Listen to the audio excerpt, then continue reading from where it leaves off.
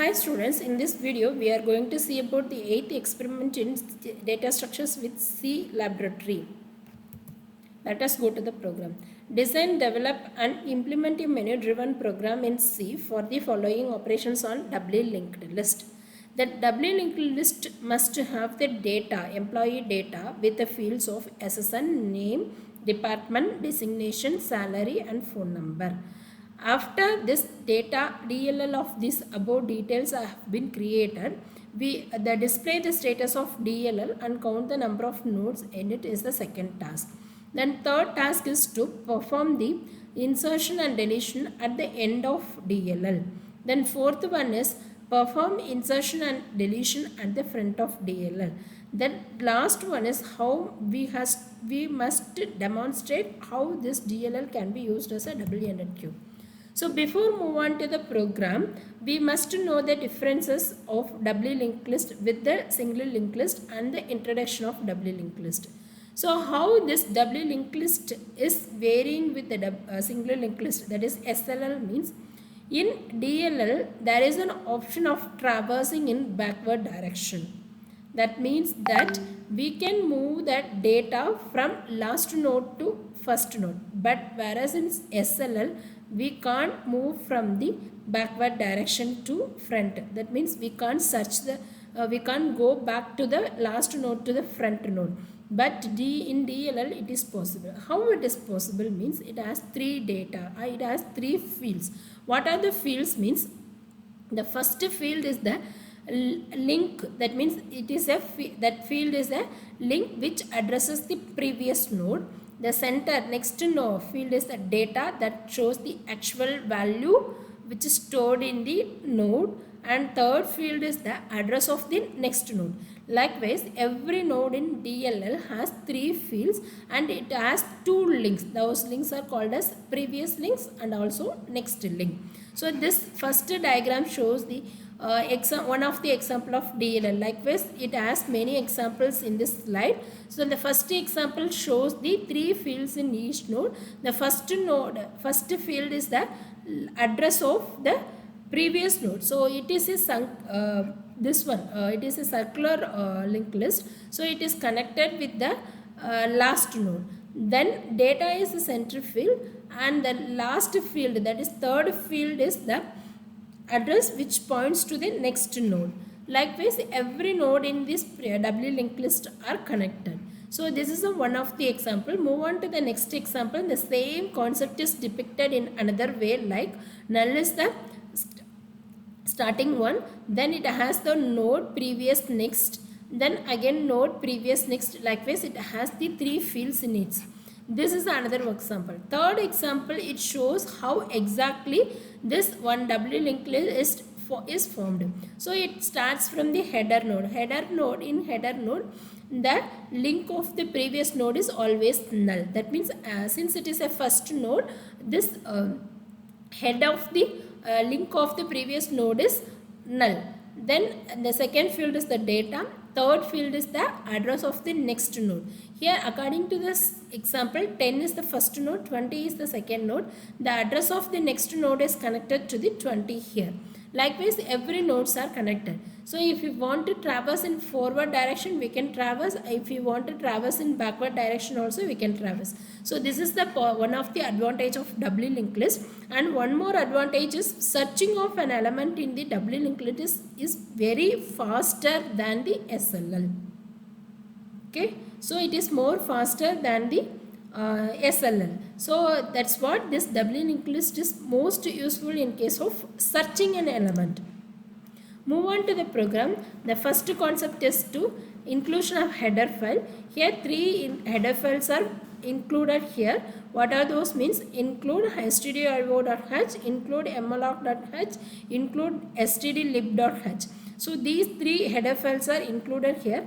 Then the next concept is to create a node with the details of the following. So if you take one employee data, it has, for each node it has two links. So the first node is previous link, second link is next link. So likewise, previous link and next link are created as a first statement and last statement. In between statements are the node's value. So if you take employee node, it has the some sub data. What are those means? SSN, name of the employee, department, designation, salary and phone number. Likewise, it has three important structure members. What are those? Once again, I'll repeat you. SSN, name of 20, department of 20, designation of 20, salary, phone number of 50. So likewise, it has 6 fields. So in between the 6 fields, the link of previous node and in link of next node is declared as a node pointer. So you can imagine like that. Then so this is the structure which we are creating for employee data. Then move on to this. It's corresponding user defined functions. Create list is the first user defined function. It creates the doubly linked list. So for this we need to create one pointer variable as t for the employee. Then int I. First employee of malloc of size of employee, as you know that this is a statement which creates a one node to the size of this structure. Then after it created, the first node of the previous link should be null, because since it is a first node, it should be null. Then we are going to get the values of SSN, name, then department, designation, salary, phone number using the printf and scanf statement.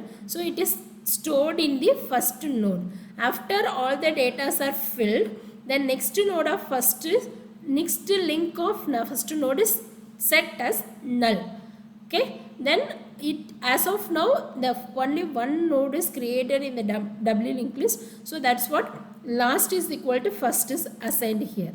Then for n number of nodes addition, we should go with the size of doubly linked list. For that we are writing the separate for loop for each node addition.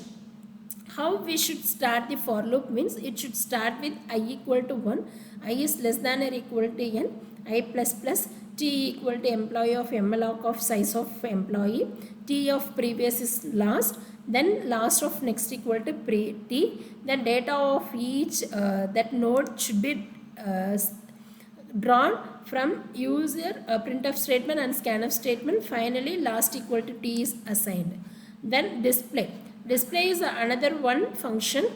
So it will display the status of the doubly linked list. Here what is the condition means, if first equal to null means there is no data is there in the doubly linked list, that means that list is empty.